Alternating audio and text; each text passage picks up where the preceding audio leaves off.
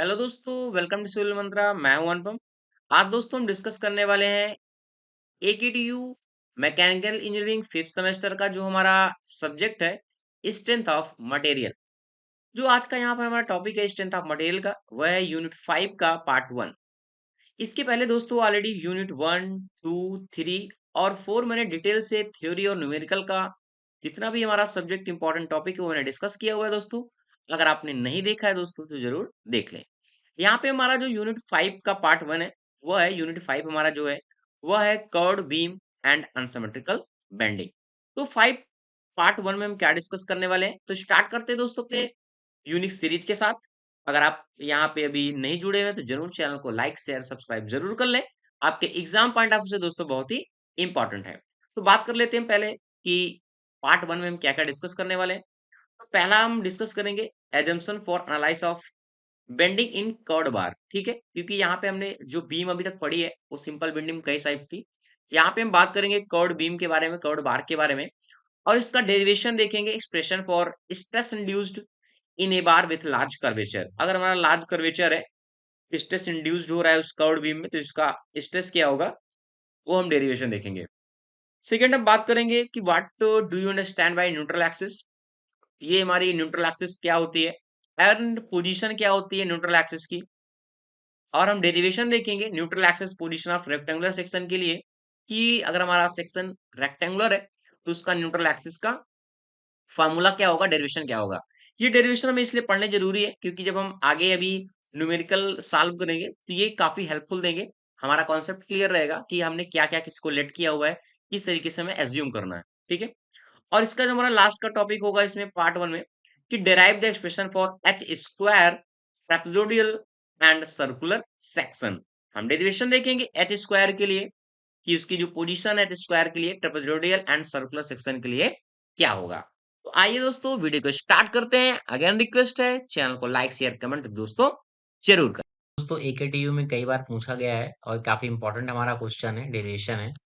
क्या कहता है कि हमारा, कहता है कि write down the assumption for analyse of bending in A curved bar and also derive the expression for stress induced in A bar with a large curvature. पहले हमें बताना है कि भाई जो हमारी कर्व्ड बीम होती है, कर्व्ड बार होती है, उस एनालिसिस में जब बेंडिंग एनालिसिस में हम करते हैं तो उसके assumption क्या होने चाहिए और उसका फाइनली स्ट्रेस हमें क्या प्रोड्यूस होगा with a large curvature. Okay, तो देखते हैं हमारा क्या एजम्पशन है इसके। इसे विंकलर बैक थ्योरी के नाम से भी जाना जाता है दोस्तों। इसे क्या क्या मेन एजम्पशन है। पहला एजम्पशन क्या कह रहा है कि transverse section which have plane before bending remains plane after bending. कहने का मतलब जो ये एरिया है इसका, जो क्रॉस सेक्शन एरिया है कर्ड बीम का, जैसे हमारी स्ट्रेट बीम है, ये हमारी एक तरीके से कर्ड बीम है इस तरीके से, तो ये जो क्रॉस सेक्शन एरिया है ये वाला पोर्शन, ये हमेशा प्लेन होना चाहिए, बेंडिंग के पहले भी और बेंडिंग के बाद भी। सेकेंड पॉइंट है the bar material is homogeneous and isotropic. जो मटेरियल हम यूज कर रहे हैं इस बीम में वह कैसा होना चाहिए, होमोजीनियस होना चाहिए, यानी सेम टाइप का होना चाहिए। ठीक है, एंड उसका जो नेचर है वो आइसोट्रोपिक होना चाहिए। थर्ड हमारा पॉइंट है the bar material is stress within elastic limit and this obey Hooke's law। Hooke's law कहने का मतलब जो है, जो हमारा स्ट्रेस है वो डायरेक्टली प्रोपोर्शनल टू स्ट्रेन होना चाहिए, यानी कहने का मतलब विद इन इलास्टिक होना चाहिए। पता चला हम इसमें फोर्स लगा रहे हैं और ये बॉडी क्या हो जाए, टूट जाए, तो ऐसा नहीं होना चाहिए, विद इन इलास्टिक लिमिट होना चाहिए, यानी Hooke's law को फॉलो करना चाहिए। नेक्स्ट हमारा पॉइंट क्या है, longitudinal fibres of the bar parallel to the central axis exert no pressure one on each other। कहने का मतलब ये फिर हमारी कोई बीम है या फिर हमारा कोई बार है, तो इसके जो लॉन्गिट्यूडनल फाइबर्स हैं, यानी एक तरीके से ये जिस तरीके से बना हुआ है हमारा मटेरियल, वो पैरेलल होना चाहिए, एक दूसरे को टच नहीं करना चाहिए। ओके, इस तरीके से पैरेलल होना चाहिए सेंट्रल एक्सिस के, क्योंकि कोई ना कोई क्या होगी, इसकी सेंट्रल एक्सिस होगी ये, और ये जो है ये एक दूसरे को टच नहीं करने चाहिए। ठीक है, and no pressure on each other, और प्रेशर एक दूसरे के ऊपर नहीं लगाने चाहिए। लास्ट का पॉइंट कर रहा है कि the value of E modulus of elasticity is same in tension and compression. जो हमारा मटेरियल होमोजीनियस है, तो कहने का मतलब जो ई है वह दोनों के लिए सेम होना चाहिए। ओके, तो ये कुछ एजम्पशन हमारे पॉइंट थे जो हम स्टडी करेंगे कर्व्ड बीम के बारे में, कर्व्ड बार के बारे में, तो ये हमें पता होना चाहिए। ओके, नेक्स्ट हमारा दोस्तों जो टॉपिक है इसी पे, वह है stress induced in A bar with large curvature. हमें फाइंड क्या करना है, स्ट्रेस को फाइंड करना है कि भाई क्या स्ट्रेस होगा जब रेडियस हमारा कैसा है, जो कर्वेचर है वह कैसा है, लार्ज है। ओके, तो बीम हमारी कैसी कर्व्ड बीम है। मैंने मान लिया भाई हमारी कोई कर्व्ड बीम इस तरीके से होगी, एक हमने मान ले रहे हैं, कोई दिक्कत नहीं इसमें मानने में। हमने मान लिया, अब एक हमने निकालने के लिए इसको एक स्ट्रिप को कंसीडर कर लिया, ठीक है। अब यहाँ पे है तो इस तरीके से इसमें कुछ एंगल बना रहा होगा। अगर हम देखेंगे सपोज दैट ये क्या है, ये थीटा एंगल फॉर्मेशन कर रहा है, और जो इसका रेडियस है वह रेडियस कितना है, आर है, ठीक है। आर रेडियस है इसका, और जो स्ट्रिप जो लेंथ है वो हमने मान लिया भाई वाई है। और जो हमने स्ट्रिप कंसीडर किया हुआ है उसको मैंने मान लिया पी है, ये मैंने मान लिया क्यू है, और ये आर है, और ये एस है, ठीक है। यहां तक हमने मान लिया, यहाँ पे क्या था, आर था। तो अब क्या कर रहा है, ये क्या है, ये इनिशियल कंडीशन पे है। कैसी कंडीशन पे, ये इनिशियल पे है। अब नेक्स्ट कह रहा है, जब इसमें हम मोमेंट अगर हम लगा दे रहे हैं इसी पे, तो बीम हमारी क्या हो जाएगी, कुछ डिफॉर्म होगी, यानी उसका जो स्ट्रक्चर है कुछ चेंज हो जाएगा। जब स्ट्रक्चर चेंज हो गया कुछ, तो मैंने मान लिया भाई ये बीम कुछ ना कुछ चेंज हुई होगी। तो मैंने मान लिया जो इसका रेडियस चेंज हुआ वह R1 हुआ, और ये जो एंगल है उसने क्या किया, फाई बना लिया। और जो P था वो P डैश हो गया, Q Q डैश हो गया, ये S डैश मान लिया, और इसको R डैश मान लिया। ठीक है, न्यूट्रल एक्सिस का जो डिस्टेंस है वो सेम रहेगी, वो Y रहेगी। जो स्ट्रेस इंड्यूस्ड हो रहा है इस बार पे, इस बीम पे, उसको मैंने मान लिया भाई इस पे जो फाइनल पे हो रहा है, ये इनिशियल था, ये हमारा क्या है, फाइनल है। क्योंकि बेंडिंग लगने के बाद ये क्या है, कुछ इस कंडीशन में आ जा रही है, ठीक है। और इस पे मैंने मान लिया स्ट्रेस भाई ये सिग्मा है। तो अब जब स्ट्रेस लग रहा है तो हमें क्या यहाँ पे फाइंड करना है, पहले पहला स्टेप हमें क्या है, चेंज इन लेंथ फाइंड करना है। चेंज इन लेंथ का मतलब हमें स्ट्रेन को फाइंड करना है कि भाई हमारा कितना स्ट्रेन है, वो भी कब, जब हमारी लेंथ क्या है, इंक्रीज हो रही है। जब लेंथ इंक्रीज हो रही है तो क्या होता है, change in length upon length होता है, ठीक है। तो यहाँ पे क्या है, आर डैश है, एस डैश है। पहले कितना था, आर और यस था।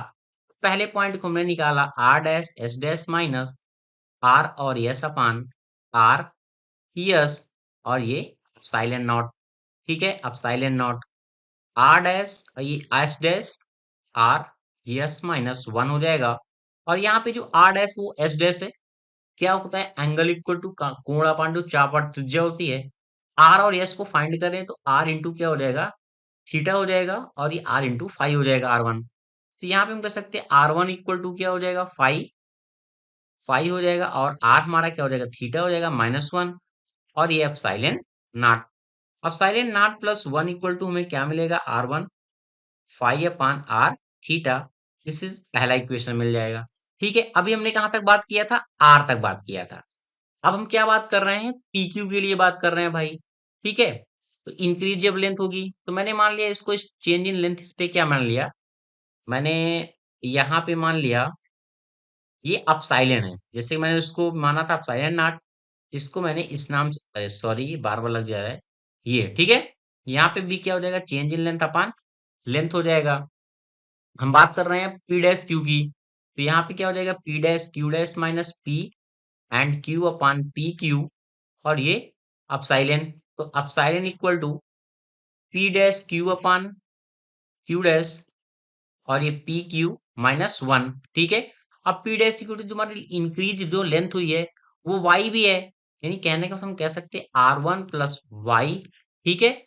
और ये हमारा एंगल कितना है, फाई है, और ये क्या हो जाएगा, are plus Y theta minus one, और ये हो गया epsilon. Epsilon plus one equal to R one plus Y, और ये हमारा कितना हुआ, फाई हुआ, और ये हो जाएगा आर प्लस वाई और ये थीटा इक्वेशन 2। हमने यहाँ पे क्या किया, दो इक्वेशन को फाइंड कर लिया। नेक्स्ट आगे सॉल्व करते हैं इसे, देखते हैं जो हमारा आया था अपसाइलन का और रिलेशन दोनों का, उसको मैंने क्या किया, एक दूसरे को डिवाइड कर दिया। ठीक है, आर वन प्लस वाई मिलेगा हमें यहाँ पे हमारा फाई था इसके साथ रिलेशन, यहाँ पे आर प्लस वाई क्या था, थीटा था, और यहाँ पे हमारा क्या था, आर वन फाई था और आर थीटा था। ठीक है, इसे क्या करते हैं, थोड़ा सॉल्व करते हैं, क्या मिलेगा हमें, आर वन प्लस वाई और ये फाई और are plus Y theta into R theta and R one five, ये क्या हो जाएंगे, कैंसिल हो जाएंगे। तो यहाँ पे हम इसको इस तरीके से भी लिख सकते हैं कि भाई जो हमारा रिजल्ट आएगा वो R one plus Y upon are one आएगा और ये R plus Y upon R आएगा। ठीक है, इसको लिखने से क्या हुआ, यहाँ पे हम वन लिख सकते हैं, one plus Y upon are one लिख सकते हैं, और यहाँ पे हम लिख सकते हैं इसको one plus Y upon are, ये हमारा क्या है, epsilon plus one and epsilon nought plus one.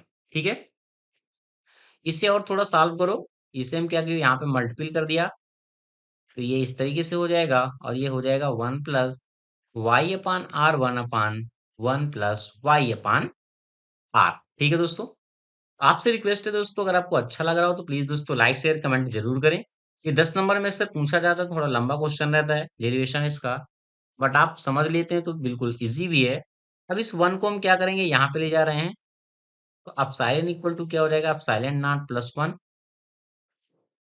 और ये हो जाएगा one plus Y upon are one और ये one plus Y upon R minus one. इसको हमने क्या किया, यहाँ पे सॉल्व किया, तो यहाँ पे सॉल्व करेंगे इसको, इसके साथ मल्टीपल भी कर दो साथ में, तो सिग्मा हो जाएगा यहाँ पे यानी epsilon nought and epsilon nought Y upon are one minus ये plus one plus Y upon are one minus one plus Y upon are, और ये हो जाएगा one plus Y upon are. ठीक है, तो ये वन से वन भी कैंसिल हो जाएगा, तो यहाँ पे देखो क्या कुछ कैंसिल हो रहा है, कुछ मिल तो नहीं रहा एक्स्ट्रा। अब देखो यहाँ पे, ठीक है, और यहाँ पे क्या हो जाएगा, और ये Y upon are one plus Y, दोनों में वाई कॉमन हो जाएगा, one upon are one minus one upon are, और ये one plus Y upon are. ठीक है, यहाँ पे क्या हुआ, यहाँ तक हमें कोई दिक्कत नहीं हुई सॉल्व करने में।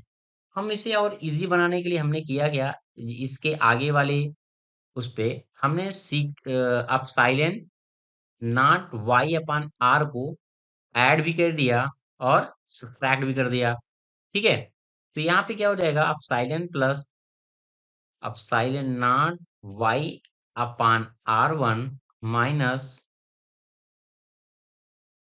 तो यहाँ पे जब ऐड किया तो ये क्या हो जाएगा, अपसाइलन वाई अपान आर और ये plus epsilon Y upon are, और ये हो गया plus Y one upon are one minus one upon are, और यहाँ पे क्या मिलेगा, one plus Y upon are. ठीक है, अब देख रहे हैं हम यहाँ पे क्या कॉमन मिल रहा है, और यहाँ पे क्या मिलेगा, one upon y upon r मिल जाएगा हमें। ठीक है, और प्लस का साइन यहाँ पे क्या हमें मिल रहा है, sigma Y as it is कर दो, वन अपान आर वन को इस साइड रख दो अभी, ये माइनस का साइन है, और ये Y one upon are one minus one upon are. ठीक है, इस रिलेशन को हमने क्या किया, थोड़ा सा डिफरेंशिएट कर दिया, ताकि यहाँ पे जो वैल्यू मिल रही है वो हमें इजिली मिल जाए। ठीक है, ये वाई अपान आर वन को हमने एक एक से साथ कर दिया। ठीक है, क्योंकि आर आर था आर वन था आर वन था, तो हमने ये इस तरीके से लिख दिया ताकि मेरा जो रिलेशन है थोड़ा इजी हो जाए सोल्यूशन करने का जो तरीका है। क्योंकि यहाँ पे देखो one plus y upon r बच गया, तो यहाँ पे हम क्या लिख सकते हैं, ये कैंसिल हो जाएगा, तो हम इस तरीके से भी लिख सकते हैं कि भाई यहाँ पे हमें ये कॉमन मिल गया, अब ये वाई के टर्म में लिख दो इसको, और ये हमारे क्या है, पूरा कॉमन हो जाएगा, तो वाई लिख दिया, और यहाँ पे हमें क्या मिल जाएगा, one upon are one minus one upon r मिल जाएगा, और ये हो जाएगा one plus Y upon are. ठीक है, इजी है कैलकुलेशन, थोड़ा सा ध्यान में रखना है बस। अब हमें क्या मिलेगा यहाँ पे, epsilon equal to epsilon nought plus epsilon plus one y, और ये हो जाएगा 1/r1 माइनस 1/r, और ये मिल गया हमें 1 प्लस वाई अपान आर। ठीक है, इस रिलेशन को आपको याद रखना है, अब ये काफी आगे काम पड़ने वाला है। ठीक है, अब हमें देखो, अगर हम देखें बेंडिंग स्ट्रेस को, कि जो हम पी डैश और क्यू डैश पे लग रहा था, ध्यान से देखो ये फिगर, इस बेंडिंग स्ट्रेस को देखें जो हमारा पी डैश और क्यू डैश पे लग रहा था। ठीक है, तो देखो होता क्या है ये, अगर हम बात करें स्ट्रेस और स्ट्रेस के रिलेशन की, तो ये क्या होता है, E इक्वल टू स्ट्रेन होता है, ये रिलेशन होता है। तो हमें ये वाला वैल्यू तो पता है ना, यहाँ से देखो ये वाला वैल्यू तो हमें पता है, तो हम इसको इस तरीके से लिख सकते हैं इजी वे में। भाई ये तो हमने लिखा सीधा, ठीक है, इसको इस तरीके से लिख दो अभी। ठीक है, ये हमने लिख दिया y 1/r1 माइनस 1/r, और ये 1 प्लस वाई अपान आर। ठीक है, ये हमारा हो गया, इसको मैंने मान लिया अभी फोर्थ इक्वेशन। ठीक है, अब देखो, आपको पता जो स्ट्रेस होता है, अगर हम फोर्स बात करें, तो फोर्स अपान क्या होता है, एरिया होता है। ठीक है, स्ट्रेस इक्वल टू में बात किया, एफ इक्वल टू क्या है, फोर्स अपान एरिया है, और ये हमारा जो फोर्स है वो सिग्मा डी ए के बराबर है, डी ए के बराबर है। ठीक है, तो और जो ये वाला वैल्यू है, ठीक है, ये, और यहाँ पे क्या ई है, तो ई और अपसाइलन हो गया, यानी ये वाला टर्म डी के बराबर लिख सकते हैं, इसको इसके बराबर हम पुट कर सकते हैं, एक तरीके से हमारा जो फोर्स आ रहा है। ठीक है, या फिर हम इसे स्ट्रेस को पी से भी नोट कर सकते हैं, वो हमारी मर्जी है किससे डिनोट कर रहे हैं हम। तो मैंने क्या किया, इसको पी से डिनोट कर दिया, और मैंने क्या किया, अब ये सिंगल इंटीग्रेशन के है, अगर हमें पूरा फोर्स चाहिए तो मैंने क्या किया, इंटीग्रेशन लगा दिया, और क्या मिलेगा हमें, ई मिल जाएगा यहाँ पे, क्योंकि ई का रिलेशन है पूरा हमारा, देखो ये वाला रिलेशन ई। ठीक है, और ये हमारा क्या हुआ, एज इट इज अपसाइलन, इसको रखो अपसाइलन नॉट रखो, plus epsilon nought plus one, और ये वाई 1/r1 माइनस 1/r, और ये हो गया 1 plus Y upon r equal d a. ठीक है, अब क्या करो, इसको इंटीग्रेशन थोड़ा सॉल्व करो, अगर हम देखें इंटीग्रेशन, तो ई अपसाइलन ये डी ए सब में है, तो मैंने भाई डी ए लगा दिया, प्लस ये क्या है, ई है, ये ई सब में है, और epsilon plus one y 1/r1 minus 1/r, और ये 1 प्लस वाई अपान आर, और ये डी ए। ठीक है, इसे क्या करो, थोड़ा सा और सॉल्व करो, इजी इजी हो जाए, ताकि थोड़ा सा, तो हम क्या लिख सकते हैं, इसको अब लिख सकते हैं ई, और अब साइलेंट नॉट, और डी ए है तुम्हारा ए हो जाएगा, क्योंकि इंटीग्रेशन के टर्म में था भाई, और इसे कांस्टेंट जो टर्म है उसे बाहर निकाल लो, ये सारी क्या है, कांस्टेंट है, इसको मैंने बाहर निकाल लिया, और ये बचेगा 1/r1 माइनस 1/r, और इंटीग्रेशन हमारा किसका किसका होगा, y का, y upon 1 plus Y upon r d a. ठीक है, अब इसे यहीं पे होल्ड करो। अब देखो हम करते क्या हैं, इस टर्म का इंटीग्रेशन कर लेते हैं। ठीक है, इस टर्म का, क्योंकि यही तो हमारा रोक के रखा है, क्या रोक के रखा है, y upon 1 plus Y upon r d a. ठीक है, इसको एक तरीके से मैंने अलग ले लिया, और इंटीग्रेशन कर रहे हैं इसका। ठीक है, तो इसे हम क्या नेक्स्ट में लिख सकते हैं भाई हम, कि यहीं पे करते हैं इसके नीचे, वाई आर हो जाएगा, आर वाई और 1 plus, sorry, r plus y. ठीक है, r plus y d a. हमने क्या किया, इसको सॉल्व करने के लिए वाई स्क्वायर इसमें क्या किया, ऐड किया, और क्या किया, सब्ट्रैक्ट किया, तो कितना हो जाएगा, r y plus y square minus y square upon r plus Y, और डी ए। ठीक है, इक्वल का साइन लगा लो भाई। अब देखो यहाँ पे, अगर हम देखें, तो यहाँ पे y कॉमन हो जाएगा, और बचेगा क्या, आर प्लस वाई बचेगा, माइनस वाई स्क्वायर, और बचेगा r plus y d a. तो यहाँ पे देखो कैंसिल हो गया, बचेगा क्या, y d a minus y square r plus y d a. अच्छा, वाई डी ए क्या होता है, ये फर्स्ट मोमेंट ऑफ इनर्शिया होता है। तो फर्स्ट मोमेंट ऑफ इनर्शिया होता है वो सेंट्रल एक्सिस के अबाउट क्या होता है, जीरो होता है। तो ये क्या हो गया, जीरो टर्म हो गया।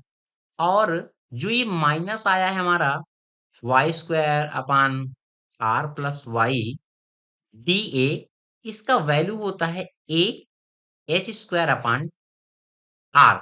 ये आपको याद रखना है, ठीक है। तो कहने का मतलब ये वाला रिलेशन हमें मिल गया यहाँ से।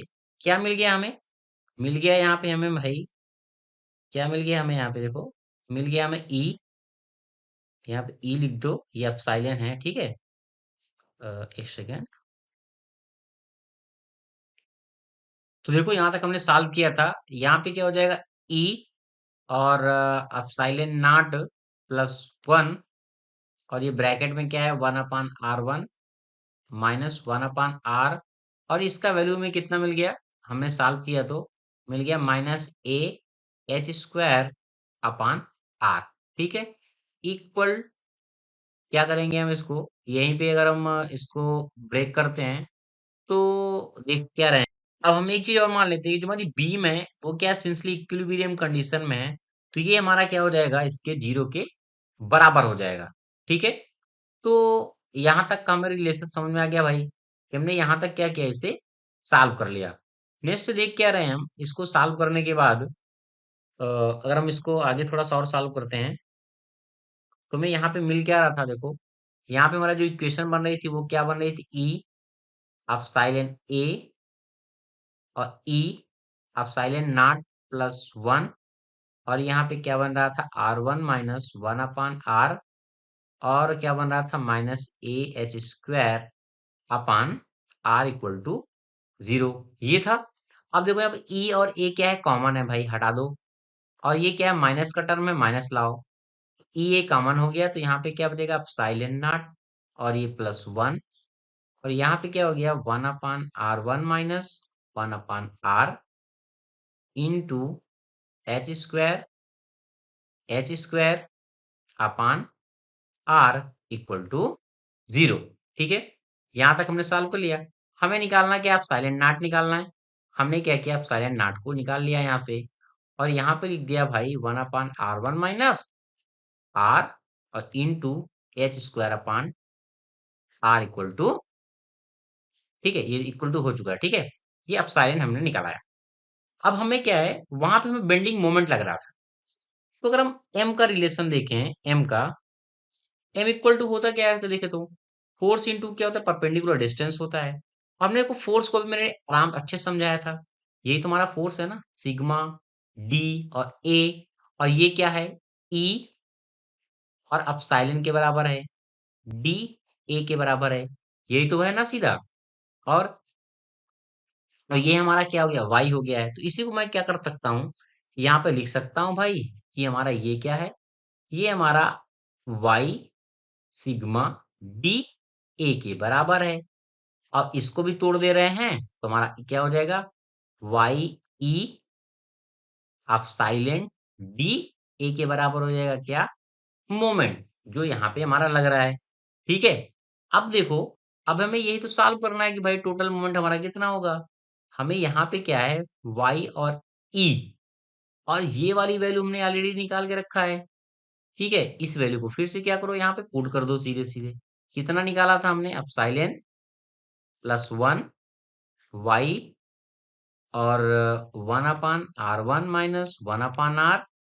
और कितना निकाला था, one plus Y upon r d a. देखो, एप्सिलॉन इक्वल टू ये तो वैल्यू हमने निकाली थी यहाँ पे, कहाँ गया भाई, ये, ठीक है। देखो, एप्सिलॉन इक्वल टू ये वाली वैल्यू हमने निकाली थी, ये वैल्यू वैल्यू को मैंने क्या किया, यहाँ पे पुट कर दिया। तो यहाँ तक हमें मिल गया। अब इसे क्या करो, थोड़ा सा और सॉल्व करो। सॉल्व करोगे तो मिलेगा क्या, यहाँ पे देखो, यहाँ पे m इक्वल टू वाई ई ए हो गया है और ये डी ए है, ठीक है। तो इसे थोड़ा सा और इधर करो तो क्या मिल जाएगा, ई यहाँ पे हो जाएगा एप्सिलॉन वाई डी ए, ठीक है। और यहाँ पे हो जाएगा प्लस ई क्योंकि दोनों में है, ई एप्सिलॉन प्लस वन, और ये Y 1/r1 - 1/r, 1 + y/r D और ए। तो यहाँ पे क्या y का टर्म है, तो यहाँ पे अगर हम सॉल्व करें तो लिख सकते हैं e epsilon nought y d a, ठीक है। और यहाँ पे क्या लिख सकते हैं, e epsilon nought plus one क्या है, कांस्टेंट एक तरीके से है, और 1/r1 - 1/r भी है, तो इसको क्या किया हमने, बाहर कर दिया। और यहाँ पे देखो ये y के टर्म है, ठीक है, और ये क्या है, r है। तो यहाँ पे, और ये y वाला टर्म हमारा क्या हो जाएगा, अंदर मल्टीपल पे जाएगा, तो हम क्या लिख सकते हैं, वाई स्क्वायर लिख सकते हैं, और लिख सकते हैं 1 + y/r डी और ए, ठीक है। यहाँ तक हमने लिख दिया भाई, यहाँ तक हमने सॉल्व कर लिया इसको। अब ये जो वाई डी है, ये फर्स्ट मोमेंट ऑफ इनर्शिया है, ये तो जीरो हो गया, तो हम क्या निकालना है यहाँ पे, एम इक्वल टू हम क्या नहीं लिख सकते हैं यहाँ पे, यही वाला टर्म हमारे बचा सिर्फ, यही वाला टर्म तो बच रहा है, 1/r1 वाला, इसी को भाई लिख दो यहाँ पे। ये क्या बच रहा है, वाई स्क्वायर और 1 + y/r डी और ए, ठीक है। इसको थोड़ा सॉल्व करो, और ताकि जब हम वैल्यू को रखें तो इजीली सब कुछ आपको समझ में आए। r1, आप देखो ये वाला जो टर्म है हमारा पूरा, ये r कर लो, पहले r लिख लो, और यहाँ पे लिख लो वाई स्क्वायर r + y, ठीक है, और ये डी ए, ठीक है। जो ये वाला टर्म है इसको हमने निकाला था कितना, ए h² / r, वही वैल्यू को क्या करो, यहाँ पे सीधा सीधा पुट कर दो पहले, और r से r फिर कैंसिल हो जाएगा, तो यहाँ पे e एप्सिलॉन प्लस वन बचेगा, और यहाँ पे बचेगा r1 - 1/r, और क्या बचेगा, ए एच स्क्वायर बचेगा, ठीक है।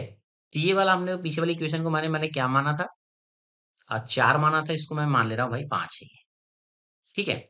अब देखो यहाँ पे हमने क्या निकाला, m निकाला हुआ है, ठीक है, और यहाँ पे हमने क्या निकाला था, यहाँ पे हमने निकाला था सिग्मा, ठीक है, और यहाँ पे निकाला था एप्सिलॉन। तो इस रिलेशन को क्या करो, थोड़ा सा आगे फॉरवर्ड करो, यहाँ पे देखो एप्सिलॉन नॉट भी हमारा निकला था, ठीक है, ये वाला इक्वेशन पे। तो इस रिलेशन को और इस रिलेशन को थोड़ा सॉल्व करो, तो ये वाला रिलेशन देखो, यहाँ से यहाँ तक ये, तो सेम यही तो मिल रहा है ना, h² r की वैल्यू, यानी एप्सिलॉन की वैल्यू हम रख सकते हैं। तो यहाँ पे देखो, अगर हम एप्सिलॉन इक्वल टू निकालें सीधे सीधे, तो हम कह सकते हैं कि भाई जो एप्सिलॉन इक्वल टू हमारा क्या निकलेगा, m e a और r निकलेगा। इसे सॉल्व करो, ये वाला को और ये वाले को, कैसे देखो, ये वाली वैल्यू को क्या करो, एप्सिलॉन नॉट रखोगे, m इक्वल टू बन जाएगा, और e और r बनेगा, तो यही वाला वैल्यू रिलेशन हमारा निकलेगा, ठीक है। तो ये वाले रिलेशन मतलब नहीं, मतलब क्या है, क्योंकि इस रिलेशन को हम क्या करने वाले हैं अभी, पुट करने वाले हैं। कहाँ पे, हमें निकालना क्या था, सिग्मा निकालना था। देखो आओ यहाँ पे ये वाले रिलेशन पे, मेन इक्वेशन तुम्हारी यही है ना, और इसी को हमें सॉल्व करना है। तो इस वाली इक्वेशन को क्या करो, फिर से उठाओ, किस वे, ये वाली इक्वेशन को, और इसमें जो जो वैल्यू मिली है हमें सबको पुट कर दो। आइए देखते हैं, ठीक है। हमें क्या निकला था, सिग्मा हमारा निकला था ई, और epsilon plus epsilon nought plus one, और ये वाई था 1/r1 - 1/r, ठीक है, और ये था 1 + y/r, यही हमारा था। सब वैल्यू देखो हमें पता है, अब कोई दिक्कत की बात नहीं है। अब साइलेंट, बस थोड़ा सा इजी करना है, वन, ठीक है, और ये हमारा क्या है, वाई है, 1/r1 कर दो, और वन, आर आर को ऊपर ले लो, और ये क्योंकि हम लिखने जा रहे हैं r + y, ठीक है। अब ई, इसकी वैल्यू भी हमने को निकाली है, कितनी, ये वाली वैल्यू को पुट कर दो, कितनी, m e a और r, ठीक है। इस वाली वैल्यू को भी हमने निकाला था, कितना, एम आर वाई और e a h square and r + y, ठीक है, पुट कर दिया भाई। तो यहाँ पे देखो ई है, ये ई ई कैंसिल हो जाएगा, और यहाँ पे m/ar का हो जाएगा, कॉमन हो जाएगा, तो यहाँ पे क्या बच जाएगा, 1 बच जाएगा, और यहाँ पे बच जाएगा सीधे सीधे आर। अगर हम कॉमन ले रहे हैं तो क्या बचेगा, एम। एम भी कॉमन हो गया यहाँ पे, तो 1 प्लस, भाई आर हमने ले लिया है तो आर स्क्वायर बच जाएगा, वाई बचेगा। ठीक है, क्योंकि यहाँ पे हम 1 के टर्म में लिख रहे हैं, तो यहाँ पे हो जाएगा एच स्क्वायर और आर प्लस वाई। तो फाइनली जो हमारा स्ट्रेस निकलेगा वह m a r 1 plus r square y and h square r plus y. यही दोस्तों हमारा इसका फाइनल आंसर होगा, जो हम क्या करेंगे, फाइंड करेंगे। तो दोस्तों आपके एकेटीयू के एग्जाम में अक्सर 10 नंबर में क्वेश्चन डेरिवेशन में पूछा जाता है, और इससे रिलेटेड न्यूमेरिकल भी क्वेश्चन में आते हैं। हमारा क्वेश्चन किस तरीके से पूछता है, कहता है कि what do you understand by neutral axis. पहला हमारा क्वेश्चन क्या है कि न्यूट्रल एक्सिस हमारी होती क्या है, and determine the position of neutral axis, उसकी पोजीशन क्या होगी न्यूट्रल एक्सिस की। एंड लास्ट हम डिस्कस करेंगे also derive the neutral axis position for the rectangular section. आपके एग्जाम में रेक्टेंगुलर सेक्शन के लिए या फिर अगर हम देखें ट्रेपेजोइडल के लिए कई सारे सेक्शन है, इसी में किसी को भी पूछ सकता है। अगर आप एक जो सबसे इजी हमारा होता है वो हमारा रेक्टेंगुलर सेक्शन के लिए अगर आप पढ़ते हैं, सबको इजिली वे में क्या करेंगे, सॉल्व कर पाएंगे। तो पहले हम देखते हैं दोस्तों कि न्यूट्रल एक्सिस हमारी होती क्या है। जैसे कि आपने पढ़ा था कर्व्ड बीम, ठीक है, इसका जो हमारा पहले का लेक्चर है, लेक्चर मेरा बना हुआ है, वो है कर्व्ड बीम के ऊपर कर्व बीम होती क्या है और इसका स्ट्रेस क्या फाइंड होता है। ये चीजें ऑलरेडी हमने डिस्कस किया है। तो यहाँ पे बात कर रहे हैं न्यूट्रल एक्सिस। देखो न्यूट्रल एक्सिस की डिफिनीशन क्या होती है, कहता है कि neutral axis is layer present inside beam. जैसे कोई बीम है इस तरीके से, तो ये बीम क्या होगी, ये लेयर वाइज बनी होगी, ठीक है। इसमें कहने का मतलब इस तरीके से लेयर होंगी, कहीं छोटी छोटी छोटी, ठीक है। इस तरीके से हमारी लेयर क्या है, ये बीम बनी हुई है। तो कह रहा है कि न्यूट्रल एक्सिस लेयर है जो present inside a beam where neither compressive and not tensile stress act. यानी एक ऐसी बीम जहां पे कंप्रेसिव फोर्स और टेंसाइल फोर्स फोर्स ना लगे, यानी कहने का मतलब उस इफेक्ट ना पड़े, उस जो वो हमारा जो एक्सिस होगा at neutral axis act become zero, और वहां पे जो स्ट्रेस है वह कितना होता है, जीरो होता है। वही हमारा कहलाता है न्यूट्रल एक्सिस, ठीक है। इतनी बात आपको समझ में आएगी कि न्यूट्रल एक्सिस क्या होता है, जहां पे हमारा कंप्रेसिव फोर्स और हमारा जो टेंसाइल फोर्स ना एक्ट करे, यानी कि जब एक्ट नहीं करेगा तो वहां पे स्ट्रेस क्या होगा, जीरो होगा। ये तो हो गया पहला। नेक्स्ट कह रहा है कि determine the position of neutral axis. तो डिस्कस करते हैं भाई अब कि क्या पोजीशन होगी न्यूट्रल एक्सिस की, ठीक है। तो देखो आपने पढ़ा था न्यूट्रल एक्सिस क्या होता है, अभी जैसे मैंने बताया कि स्ट्रेस क्या होता है उसका, जीरो होता है। तो अगर हम देखें जो हमारा स्ट्रेस एक्ट होता है बीम के लिए, मैंने फॉर्मूला क्या बताया था, स्ट्रेस एक्ट किसके लिए, बीम के लिए, एक्ट्स ऑन बीम। जो मैंने फॉर्मूला बताया था वो क्या था, सिग्मा, यानी stress m upon a r. ये हमारा फॉर्मूला ऑलरेडी डेरिवेशन मैंने बताया हुआ है, 1 plus r square and h square y upon y plus r, ठीक है। ये हमारा क्या था, फॉर्मूला था जनरल, क्या, स्ट्रेस के लिए। अब हम कह रहे हैं पोजीशन न्यूट्रल एक्सिस के लिए, तो हम कह रहे हैं स्ट्रेस भाई जीरो हो जाता है, क्योंकि यहाँ पे कंप्रेसिव फोर्स और हमारा जो टेंशन फोर्स होता है वह नहीं लगता है। जब स्ट्रेस जीरो होगा, कहने का मतलब ये हमारा जीरो के बराबर आ जाएगा। तो एम इक्वल टू हमारा क्या हो जाएगा, यानी zero equal to m upon a r 1 plus r square and h square y upon y plus r, ठीक है। अब हम क्या है, ये वाला टर्म हमारा क्या होगा, पूरा जीरो हो जाएगा। हम लिख सकते हैं 1 plus r square and h square and y upon y plus r equal to zero, ठीक है। तो यहां से हमें क्या मिलेगा, यहाँ पे हमें मिलेगा r square h square and y upon y plus r equal to -1। ये वाला -1 जाएगा। हमें यहाँ पे निकालना क्या है, पोजीशन निकालनी है कि हमारी भाई क्या पोजीशन होगी। यानी ये पूछ रहा है कि भाई वाई क्या निकल के आएगा। क्योंकि यही तुम्हारी पोजीशन, न्यूट्रल एक्सिस की पोजीशन। ठीक है, तो यहाँ पे डिस्कस करने के बाद y अपान क्या हो जाएगा, ये y प्लस आर हो जाएगा, -1 ये इस साइड जाएगा तो क्या हो जाएगा, h square upon r square हो जाएगा। और यहाँ से हमें चाहिए क्या, अगर हम सॉल्व कर रहे हैं तो y upon y plus r हो गया, और यहाँ पे क्या निकला हमारा, h square upon r square. इसको क्या करते हैं, सॉल्व करते हैं तो वाई आर स्क्वायर हो जाएगा equal to minus h square y minus h square and r. यहाँ पे वाई है, यहाँ पे वाई है, इसको इस साइड लेते हैं तो हम क्या लिख सकते हैं, y r square plus h square y equal to minus h square r. ठीक है, हमने क्या किया, यहाँ पे y कॉमन ले लिया तो हम क्या लिख सकते हैं, r square plus h square equal to minus h square and r. ठीक है, तो यहाँ पे y हमें मिल गया minus h square r upon r square plus h square. और यही दोस्तों हमारा फाइनल आंसर होगा कि वह पोजीशन क्या होगी, किस कंडीशन में, न्यूट्रल, जब हमारा क्या होगा, न्यूट्रल एक्सिस पे होगा। ठीक है, यहाँ पे हमने क्या किया, y को डिटरमाइन कर लिया, यानी y को हमने फाइंड कर लिया। और देखो यही हमारा क्वेश्चन पूछ रहा था कि भाई अंडरस्टैंड करे भाई न्यूट्रल एक्सिस क्या होती है, हमें पता चल गया, और हमें पोजीशन क्या थी न्यूट्रल एक्सिस की, ये भी हमने फाइंड कर लिया। अब जो इसका जनरल हमारा जो क्वेश्चन पूछा जाता है कि also derive the neutral axis position rectangular section के लिए, तो देखते हैं जो हमारा रेक्टेंगुलर सेक्शन होगा उस पे न्यूट्रल एक्सिस हमारा किस तरीके से एक्ट करेगा और उसका फॉर्मूला हमारा किस तरीके से डिराइव होगा।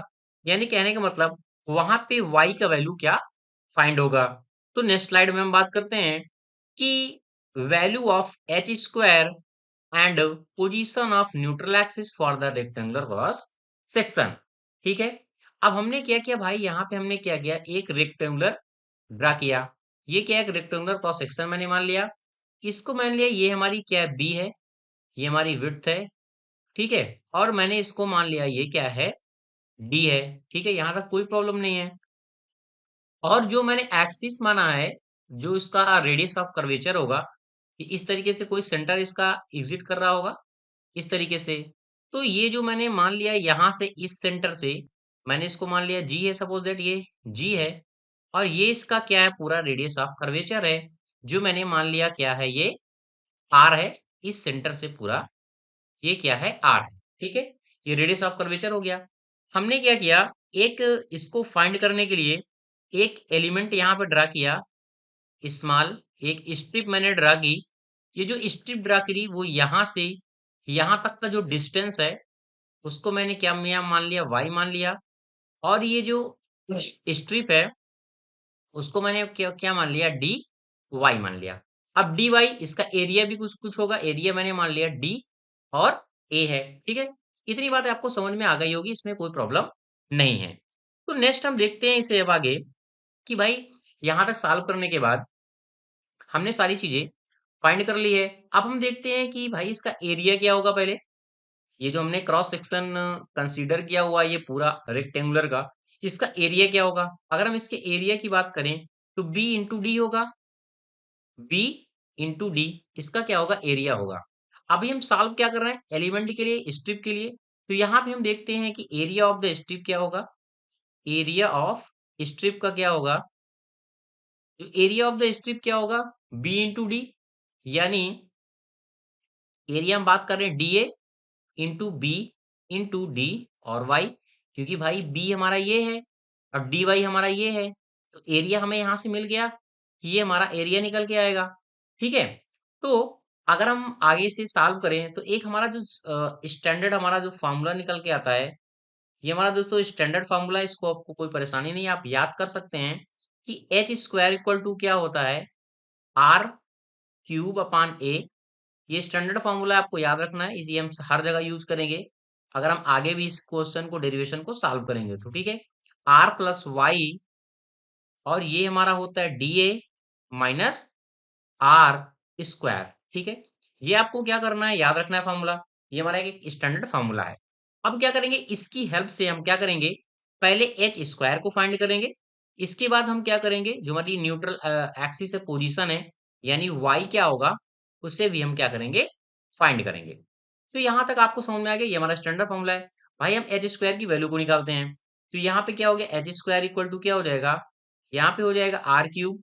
अब एरिया हमारा कितना है, एरिया हमने बताया बी इंटू डी है, यानी बी और डी है, ये इंटीग्रेशन हो गया 1 r plus y, r plus Y.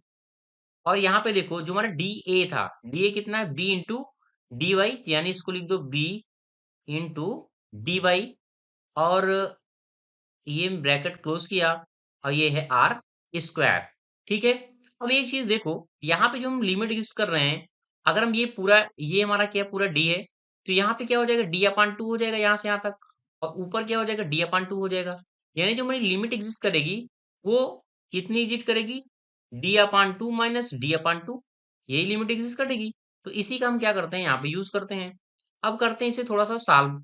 यहाँ पे कितना हो जाएगा हमारा आर क्यूब अपान बी और डी। यहाँ पे क्या है, बी एक तरीके से हमारा कांस्टेंट है, तो बी कांस्टेंट हो जाएगा, और हम इसे सॉल्व करेंगे तो हमें मिलेगा क्या, मिलेगा लॉग आर प्लस वाई, और जो हमारी लिमिट एग्जिस्ट कर रही है वो d by two minus d upon two minus r square. इसे और सॉल्व करो, बी से बी क्या हो जाएगा, हमारा कैंसिल हो जाएगा, आर क्यूब हमें क्या मिला, डी मिला।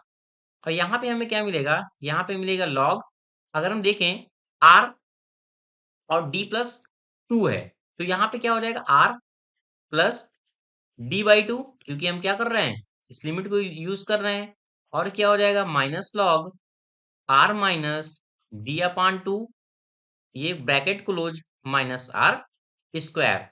नेक्स्ट हम इसे सॉल्व करेंगे, कितना मिलेगा हमें, आर क्यूब अपान डी, और इसे हम क्या लिख सकते हैं, इसे हम लिख सकते हैं लॉग आर, ये क्या इसे हम लिख सकते हैं ना, टू आर कर दो, ठीक है, two r plus d upon two upon, ये माइनस में जाएगा, यहाँ पे कितना हो जाएगा, टू आर माइनस डी, और ये पूरे में टू, ठीक है, ये पूरे का टू मैंने माना है, और यहाँ पे क्या हो जाएगा, माइनस आर स्क्वायर। नेक्स्ट हम इसे और सॉल्व करते हैं, तो क्या हो जाएगा, आर क्यूब अपान डी, और यहाँ पे क्या हो जाएगा, लॉग और टू टू कट जाएगा, तो हम लिख सकते हैं two r plus d upon two r minus d and minus r square. ठीक है, यहाँ तक कोई प्रॉब्लम नहीं है। अगर हम देखें यहाँ पे, तुम्हारा जो एच स्क्वायर है, यहाँ तक हमें क्या है, हम यहीं पे कह सकते हैं कि हमारा जो एच स्क्वायर है, फाइनली हमें यहाँ से फाइंड हो गया। और यही हमें तो कह रहा था कि भाई एच स्क्वायर की वैल्यू क्या होगी, यही हमें पूछ रहा था कि वैल्यू ऑफ एच स्क्वायर, ठीक है, इस रेक्टेंगुलर सेक्शन के लिए, तो हमें एच स्क्वायर मिल गया। अब हमें चाहिए, क्या कह रहा है कि neutral axis of the position क्या होगी, उसकी पोजीशन की बात कर रहा है।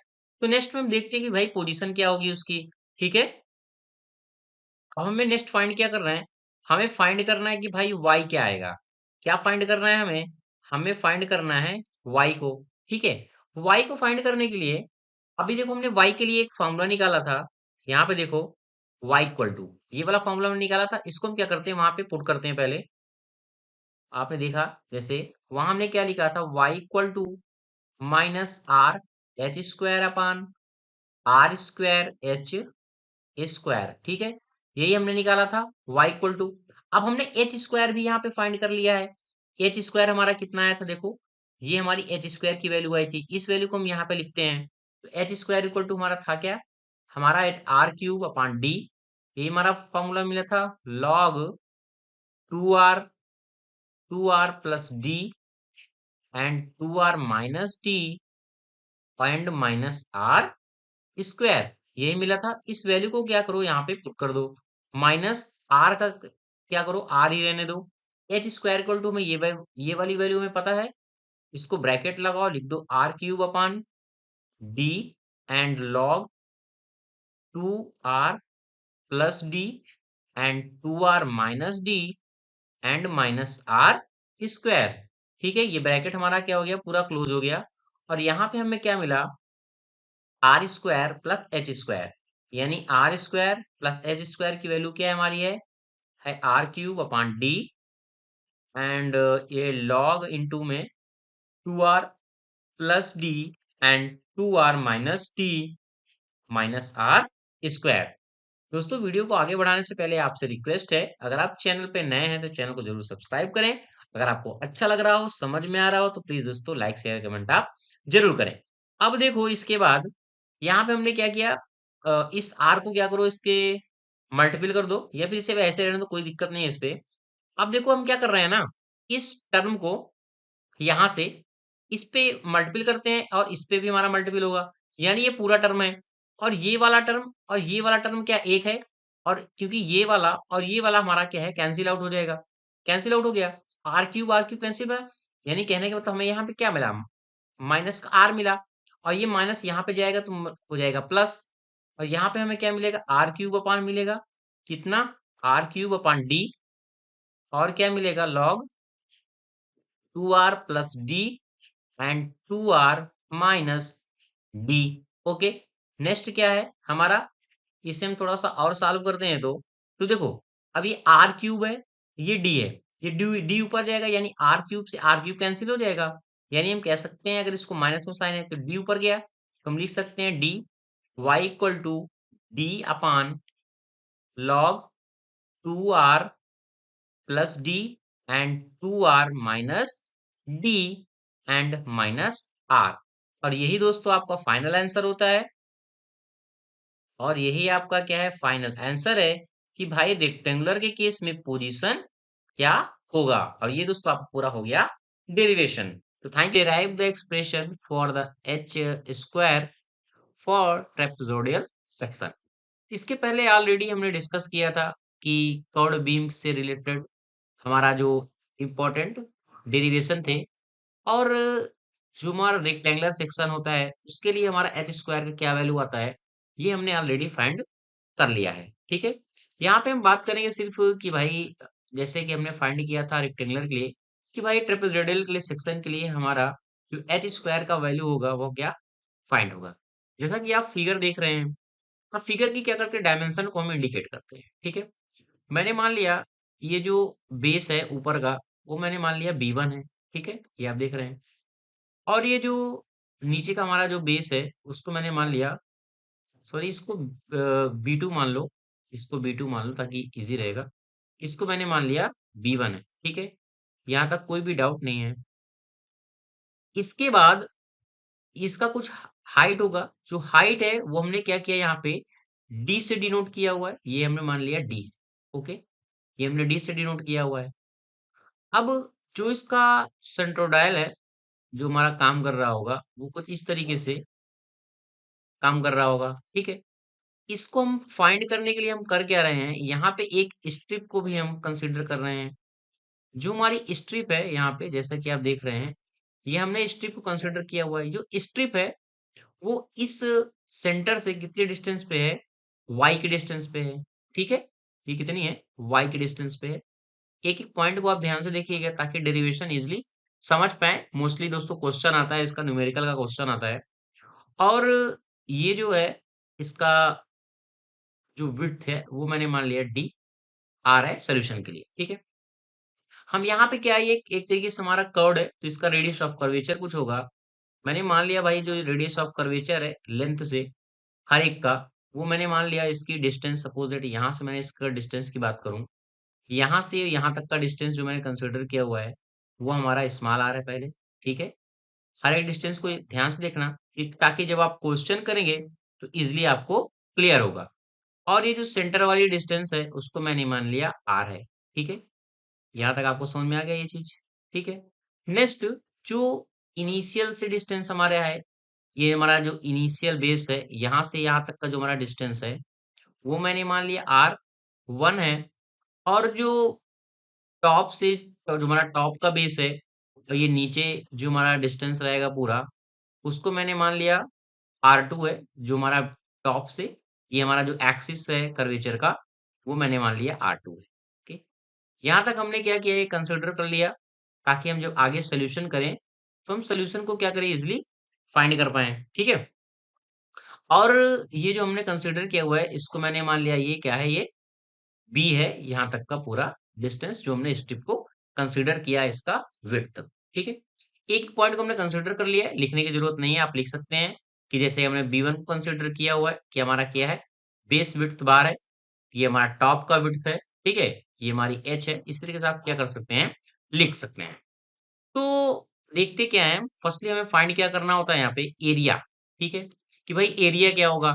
अगर हम इस ट्रेपेजोइडल की बात करें एरिया, तो होता क्या है हमारा एरिया जनरली 1/2, और जो हमारी बेस है यानी है, जो इनका बेस 1 एंड बेस 2 का प्लस, यानी हमारा कह रहा है कि B1 प्लस B2, और इंटू हाइट होता है, जो हाइट को हमने डी से कंसिडर किया हुआ है, ये हो गया डी। ये इसका क्या आ गया, एरिया आ गया, ठीक है, जैसा कि हमने देखा है, ये आ गया इसका एरिया। अब हम बात कर रहे हैं भाई इस जियोमेट्री से, हमें यहाँ पे करना क्या है, इस स्ट्रिप की विड्थ को फाइंड करना है, ठीक है। तो जो हमारा इस जियोमेट्री से हमने क्या किया, इस बी को फाइंड किया, जो हमारा बी निकल के आएगा, वह निकल के आएगा B2 प्लस, ये हमारा जो B2 है, ये वाला B2, और ये B1 माइनस B2, ठीक है, B1 minus B2 upon d and R2 minus R, ठीक है। ये हमने क्या किया, बी को फाइंड कर लिया, ये हमारा क्या है, पूरा R2 है, और ये हमारा क्या है, R है। तो हमने ये यहां से निकाल लिया, भाई हमें बी पता चल गया।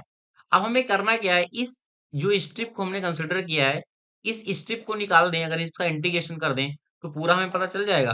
तो हमें फाइनली करना क्या है, हमें एरिया को फाइंड करना है, एरिया ऑफ स्ट्रिप को, किसको, एरिया ऑफ, भाई हमारा स्ट्रिप क्या निकलेगा, तो एरिया कितना है हमारा डीए है, और ये एरिया होता है क्या है, बी इंटू डी और आर।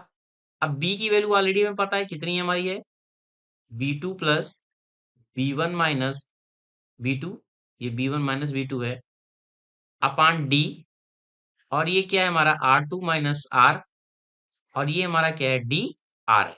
ओके, यहाँ तक हमने फाइंड कर लिया, कोई प्रॉब्लम नहीं है। अभी हमने में सिर्फ स्ट्रिप की बात कर रहे थे, हमें चाहिए क्या, इस पूरे सेक्शन का चाहिए, इस ट्रेपेजोइडल सेक्शन का। तो हम करें क्या, इसका इंटीग्रेशन लेंगे, बट हमें फाइंड क्या करना है, एच स्क्वायर को फाइंड करना है। अब देखो एच स्क्वायर का आपको फार्मूला पता है कि हमारा जनरल फार्मूला क्या होता है, आर क्यूब अपान ए, और यहाँ पे हमारा क्या होता है, d a upon r plus y and r square, यही हमारा होता है। ये हमारा क्या है, एक जनरल हमारा फॉर्मूला एच स्क्वायर का, ठीक है। अब इस एच स्क्वायर को हमें फाइंड करना है, इसको ही हमें फाइंड करना है, आर क्यूब अपान ए, तो ठीक है भाई, आर क्यूब हमारा ये आर हो गया, ए हमें क्या है, इसका एरिया हो गया। अब ये d a upon r plus y कर रहा है, और डी हमने फाइंड कर लिया है, यानी इस टर्म को हम पहले क्या करें, अलग से सॉल्व कर लें, तो हमें मिल जाएगा कि भाई हमें क्या फाइनली फाइंड होगा। तो नेक्स्ट स्क्रीन पे देखते हैं हम, यहाँ पे जो हमें एक्चुअल में फाइंड करना है कि जो इंटीग्रेशन होगा हमारा, वो d a upon r plus y क्या होगा। तो फिगर में देखो आप अगर, तो यहाँ पे जो लिमिट जो एग्जिस्ट करेगी, वो R2 और R1 के बीच में एग्जिट करेगी। तो हमने लिख दिया यहाँ पे, जो हमारी लिमिट एग्जिट कर रही है, वो एग्जिट कर रही है R2 और R1 से, और हमारा जो एरिया निकल के आया था, वो निकल के आएगा B2 प्लस, ये हमने निकाला था B1 minus B2 upon d and R2 minus R, ठीक है। और यहाँ पे क्या था, इसको ब्रैकेट क्लोज कर दो, यहाँ पे था d r upon r plus y, okay. देखो आप, ये जो हमारा आर प्लस वाई है, आर जो हमारा प्लस वाई है, वो आर के बराबर है। फिगर देखो यहाँ पे, ये देखो, ये अब देखो, ये हमारा क्या है, आर है, और ये क्या है, वाई है, यही तो आर के बराबर है, दिख रहा है आपको। तो हम कह सकते हैं जो हमारा आर है, वो आर प्लस वाई के बराबर है, यही हम क्या करेंगे, यहाँ पे पुट करेंगे, ठीक है। ये हमने पुट किया यहाँ पे। तो इसको सॉल्व करते हैं स्टेप बाय स्टेप, थोड़ा सा कैलकुलेशन थोड़ा सा लॉन्ग है दोस्तों। R2 एंड R1, और यहाँ पे हमारा क्या बनेगा, इसको अलग अलग कर लेते हैं, R पुट कर लेंगे, तो हमारा यहाँ पे क्या आ जाएगा, B2 and d r upon r आ जाएगा, क्योंकि इसको आर मान लिया है, ठीक है। और ये प्लस, अब क्या है हमारा B1 minus B2 upon D, क्योंकि ये डी का टर्म है, ठीक है। और यहाँ पे क्या है, R2 माइनस आर, और ये हमारा हो गया डी आर अपॉन आर, ठीक है। नेक्स्ट सॉल्व करते हैं फिर से, यहाँ पे क्या है हमारा, R2 है, और यहाँ पे क्या है, R1 है, और यहाँ पे क्या है, D2 d r upon r plus इसको भी अलग-अलग कर देते हैं थोड़ा-सा इंटीग्रेशन से। R1 और ये हमारा हो गया R2, ये क्या है हमारा B1 minus B2 upon D और ये R2, इसको हमने क्या किया मल्टीपल कर दिया। हम लिख सकते हैं dr अपॉन R क्योंकि ये दोनों में है, ठीक है?